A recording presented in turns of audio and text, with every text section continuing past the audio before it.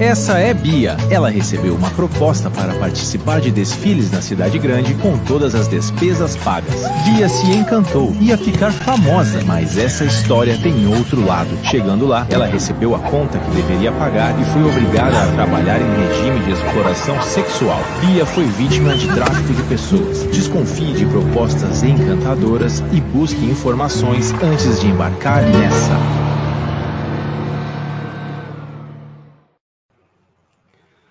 Muito boa noite a todos e a todas. Em nome do Governo do Estado do Rio Grande do Sul, da Secretaria da Segurança Pública e do Núcleo de Enfrentamento ao Tráfico de Pessoas do Estado do Rio Grande do Sul, eu, delegado Miguel Mendes Ribeiro Neto, agradeço a presença de todos nessa noite que finaliza a nossa 7ª semana de enfrentamento ao tráfico de pessoas, a Semana Nacional de Enfrentamento ao Tráfico de Pessoas. O tráfico de pessoas é uma realidade, ele não é apenas fruto da imaginação de pessoas, não é apenas ficção, não está apenas nas novelas, nos filmes e nas séries, é uma realidade. E nós, uma vez designados para essas atividades recentemente como coordenador do Núcleo de Enfrentamento ao Tráfico de Pessoas, estamos coordenando nessa semana as ações referentes a esse enfrentamento aqui no estado do Rio Grande do Sul, com a colaboração sempre eficiente, sempre pronta da Polícia Civil do estado do Rio Grande do Sul e da Brigada Militar. Através dessas instituições, nós conseguimos atingir, durante a semana, diversos municípios gaúchos, levando a palavra relativa à conscientização da sociedade no enfrentamento ao tráfico de pessoas, através dessas instituições, dos seus servidores, várias atividades junto aos aeroportos, às estações rodoviárias, a casas noturnas e a estabelecimentos onde porventura pudesse estar havendo tráfico de pessoas, situações assim consideradas pela nossa legislação, a Polícia Civil e a Brigada Militar do Estado do Rio Grande do Sul estiveram presentes, realizando essa conscientização, levando panfletos, dicas e informações às pessoas no estado do Rio Grande do Sul. Então, finalizando esta semana de atividades, hoje à noite temos a grata satisfação de receber conosco a doutora Andréa da Rocha Carvalho Gondim. A doutora Andréa, que é procuradora do Ministério Público do Trabalho no estado do Maranhão, mestre em Direito pela USP, Universidade de São Paulo, e responsável pelo Projeto Estratégico Nacional Liberdade no Ar, que trata exatamente desse tema, tráfico de pessoas, o enfrentamento ao tráfico de pessoas.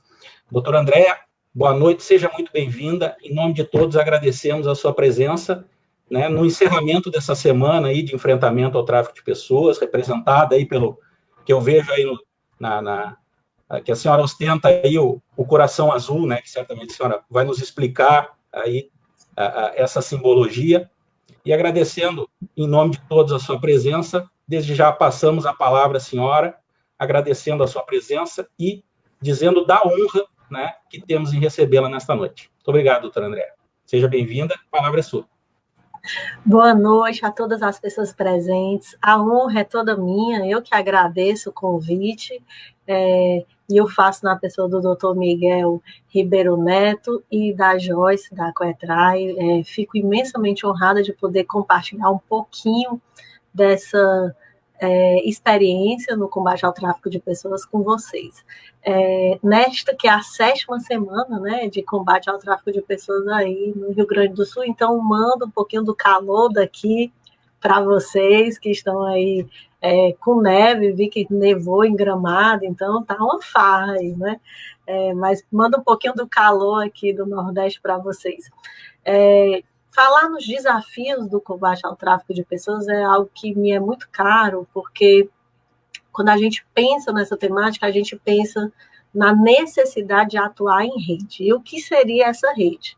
Seria o conjunto de organizações governamentais, não governamentais, a comunidade e o setor privado, por que não?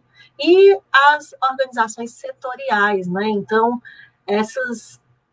todos estas entidades trabalhando em rede, né, para priorizar o atendimento às pessoas socialmente vulneráveis. Então, essa é uma necessidade, e é um grande desafio no combate ao tráfico de pessoas e ao trabalho em condição análoga de escravo, que é a atribuição do Ministério Público do Trabalho. Então, esse exercício da atuação em rede, ela é uma dificuldade, ao mesmo tempo que ela é muito gratificante.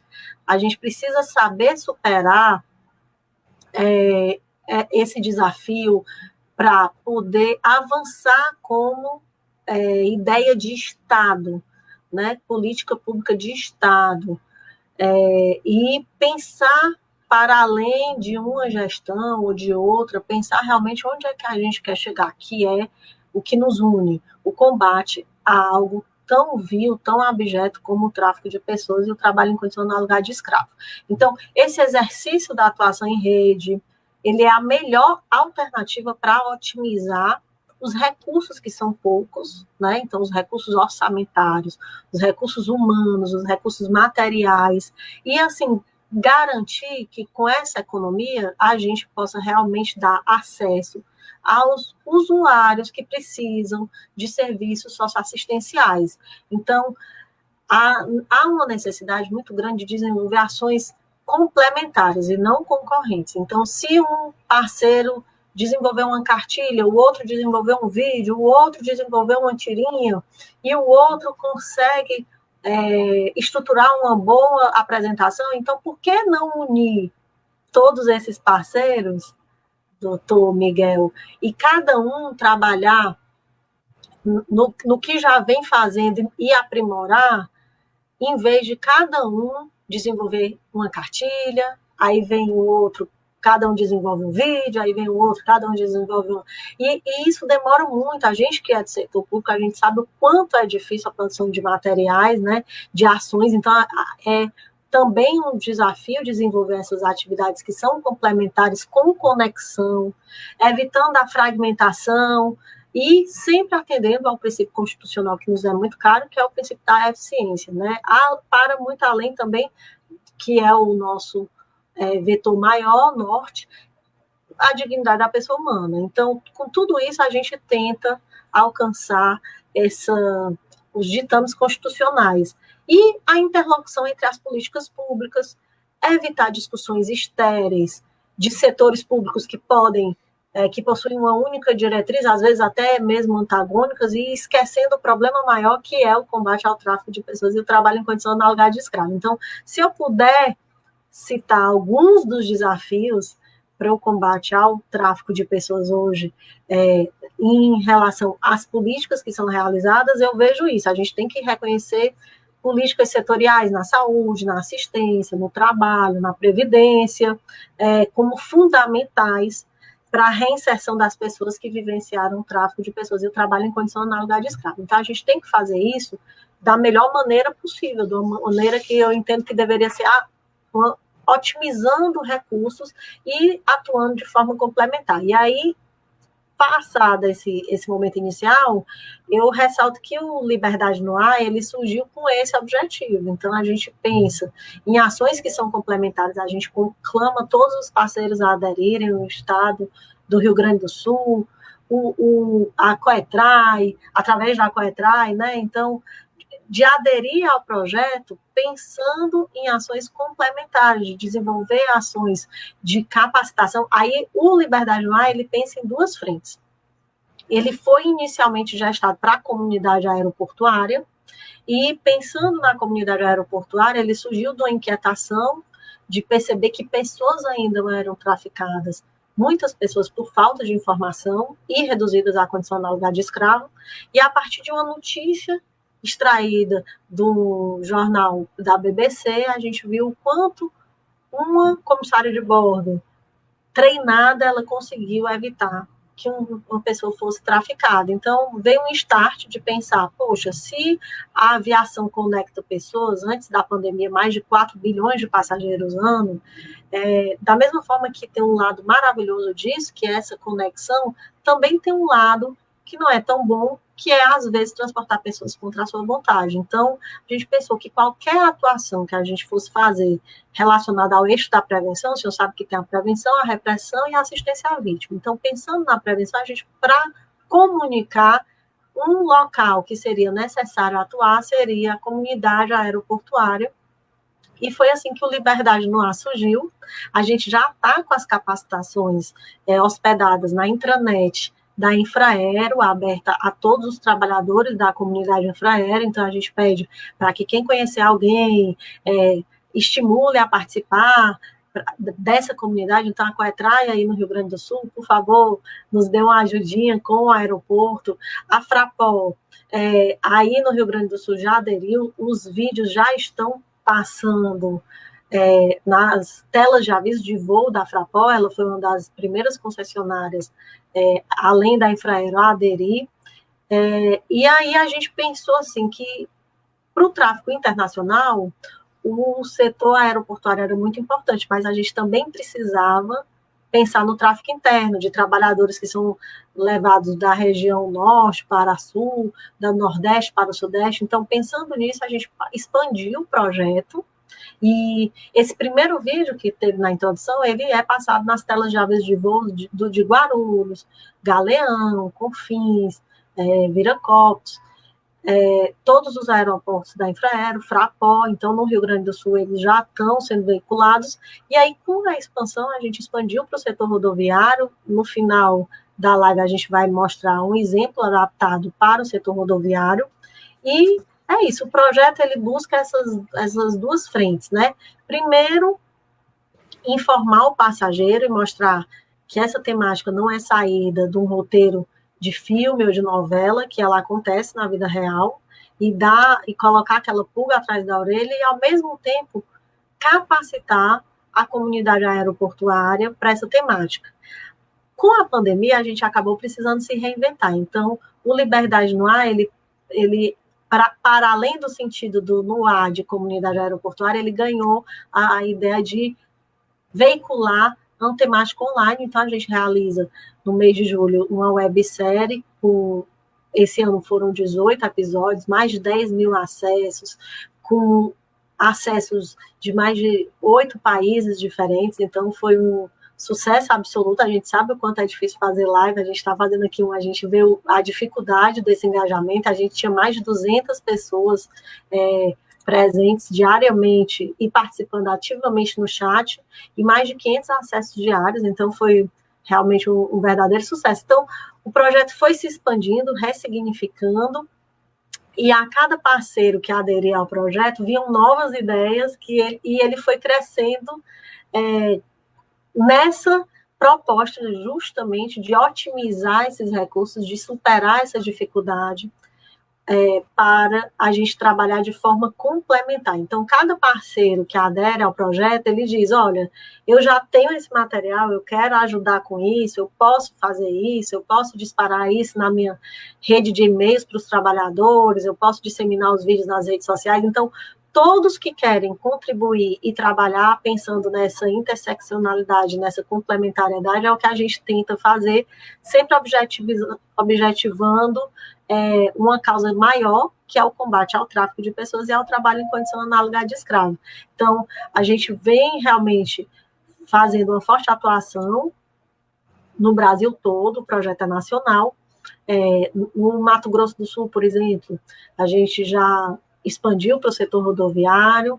No Maranhão, a gente hoje realizou um evento à tarde em que Secretaria de Estado, de Mobilidade Urbana, o Porto e a Sinarte, que é uma concessionária da rodoviária, aderiram ao projeto. Então, todos estão engajados nessa luta. No Ceará, a gente já teve toda uma mobilização também, e além das ações realizadas pelo projeto, como um dos nossos grandes parceiros, o Escritório das Nações Unidas para Drogas e Crimes, a gente também estimula os parceiros a iluminar os equipamentos públicos, os pontos turísticos de azul, e eu desde já cumprimento e agradeço essa mobilização que aconteceu no estado do Rio Grande do Sul, que eu tanto amo. Queria estar aí passando um friozinho com vocês também. E é isso, assim, é uma pequena amostra de todo o trabalho que a gente vem desenvolvendo e a gente conclama toda a sociedade para juntos unirmos contra o tráfico de pessoas. Muito bem, obrigado, doutora Andréia, e eu chamo a atenção, a senhora chamou a atenção em relação a uma questão ali, que num primeiro momento, quando se ouve tráfico de pessoas, assim, nós nos reportamos a filmes, séries, enfim, a gente imagina aquela questão transnacional, né, enfim, de pessoas estrangeiras e tudo, e na verdade o tráfico de pessoas, ele é um crime descrito na nossa legislação, no artigo 149A do Código Penal, é um crime que foi previsto recentemente, né, na verdade, em 2016, assim, tipificado com todas essas condutas aqui que estão descritas ali no 149A do Código Penal, mas é algo que pode realmente ocorrer de uma cidade para outra, de um estado para outro, né, dentro do território nacional. Né? Então, é uma questão que é muito mais presente do que se imagina. Né? Então, isso exige a atenção nossa, né, dos organismos de Estado e das pessoas que precisam exatamente conhecer, serem sensibilizadas, terem conhecimentos adequados para contribuir com os órgãos de Estado, né, com os órgãos públicos responsáveis pela prevenção, pela repressão e pela assistência ao acolhimento de eventuais vítimas, né? Então, apenas essa referência aí, né, para dar esse toque de que é mais, eventualmente, mais presente do que se imagina, do que se vê na ficção. Né? E me parece que, hoje em dia, principalmente nesse momento de pandemia, né, que a gente ainda vivencia, e que, de certa forma, trouxe mais à tona vulnerabilidades das pessoas, tem pessoas que hoje em dia estão mais suscetíveis a serem vítimas, né, de tráfico de pessoas em razão dessas vulnerabilidades que foram sendo, agora nesses últimos tempos, mais expandidas. Né? Então, nesse sentido, eu trago essa colocação aí, se a senhora tiver algo a referir aí para nós nesse aspecto também. Exatamente, Miguel, doutor Miguel, desculpa. A pandemia, ela veio realmente com um alerta, né, acompanhado do alerta de uma grande recessão global, e a OIT, o Escritório das Nações Unidas para Drogas e Crimes, que é o UNODC, eles já alertam para um maior risco das pessoas serem traficadas e reduzidas à condição análoga de escravo, porque as pessoas, na verdade, elas estão desesperadas, elas estão numa situação de desalento, de desemprego, principalmente os jovens, eles não conseguem se inserir no mercado de trabalho, e agora muito mais difícil sair para procurar emprego, então a gente já percebe um aumento de pessoas nas ruas pedindo esmolas, a gente vê que o cenário mudou, e toda essa dificuldade vem acompanhada também de uma grande necessidade de mudança. Por que as pessoas migram? As pessoas migram para melhorar de vida, né?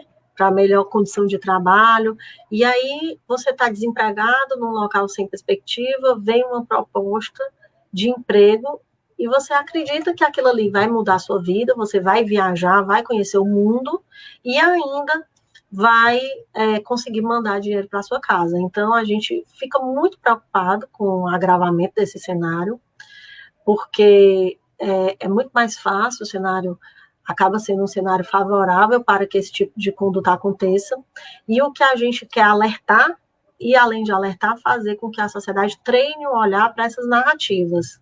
Né? Então, se você tem uma qualificação que para exercer no país de destino é necessário uma validação de diploma, e a pessoa está te oferecendo um emprego que você não vai precisar validar o diploma, já está estranho. Desconfie.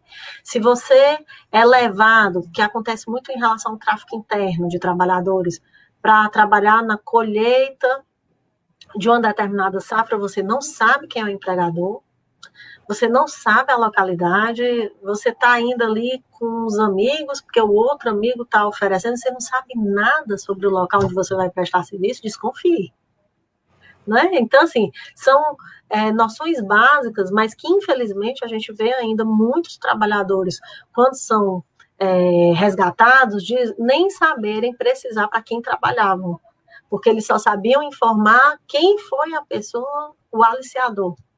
Olha, quem me levou foi o João, mas eu não sei para quem que eu trabalhava, eu estava naquela fazenda, e assim, casos horríveis, porque eu imagino o quanto dói para um auditor fiscal do trabalho, né, quando realiza uma ação fiscalizadora muito séria, que eles são muito comprometidos, ouvir que reclamaram que era só por falta d'água. Aí eu trago aqui um caso que é real, que na hora da audiência judicial, o empregador reclamou para o juiz que os trabalhadores tinham matado o gado dele.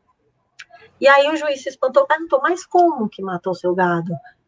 E os trabalhadores disseram, não, excelência, porque a nossa água estava vindo muito suja, com muito fedor, um odor muito forte, muito fedorento. Então, a gente teve uma ideia, como a água para o gado estava vindo bem limpinha, a gente trocou, a gente bebeu a água que era para o gado e deu para o gado a água que era para a gente. E aí o gado morreu. Então, assim, é muito triste a gente ver que pessoas ainda são tratadas dessa forma. Se ela fosse um animal, talvez ela tivesse, um animal irracional, né? Ela tivesse um tratamento muito melhor.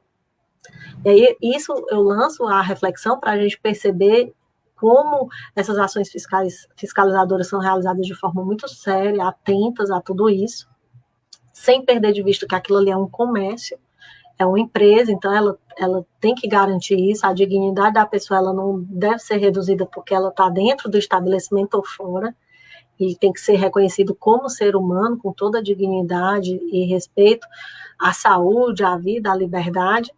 E agora, nesse momento em que os acessos, os contatos virtuais, eles se acentuam, a gente também tem uma grande preocupação por esse contato via internet, porque alguns casos relatados no relatório global do Escritório das Nações Unidas demonstram que pessoas se passando por falsos olheiros de futebol, por falsos agências de emprego, ou até mesmo entram numa seleção para modelo, por exemplo, e aí ficam ali no grupo do Zap e pegando os contatos de quem gostaria de ser um modelo. Aí a seleção seleciona só 2, 3 de 20. Então ele pega os contatos das que não foram selecionadas e aí faz uma oferta, uma proposta que não corresponde à realidade. E aí a pessoa sai do país pensando que vai fazer um trabalho internacional como modelo e chega lá, é explorado para fins de prostituição. E quando a gente fala em prostituição, é uma coisa que a gente também precisa desmistificar, que muitas dessas meninas, ainda que ela consinta que foi levada para se prostituir, na prostituição ela deve ter o pleno controle sobre quantos programas vai realizar, sobre o dinheiro que ganha, sobre quais clientes quer aceitar.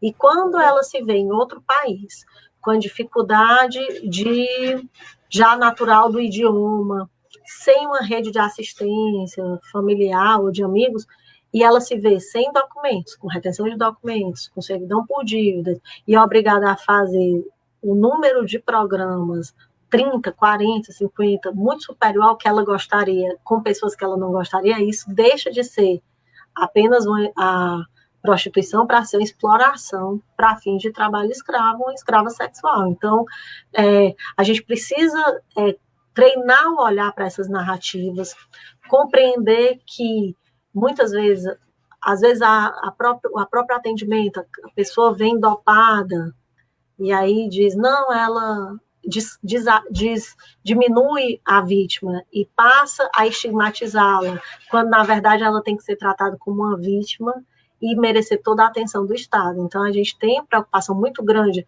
no Liberdade no Ar, nas capacitações, de evitar a estigmatização das vítimas, o denuncismo vazio e o tumulto também no ambiente de viagem. Mas sempre tendo esse treino do olhar para perceber essas narrativas. Eu estou viajando, não sei com quem, eu estou com uma pessoa acompanhada de muitas pessoas menores de idade, ou de grandes grupos, sempre realizando essa mesma viagem, né? Então, eu peço desculpa pelo ruído, mas meu cachorrinho ficou aqui comigo, e agora ele inventou de fazer de escavar aqui o móvel, então peço desculpa por isso.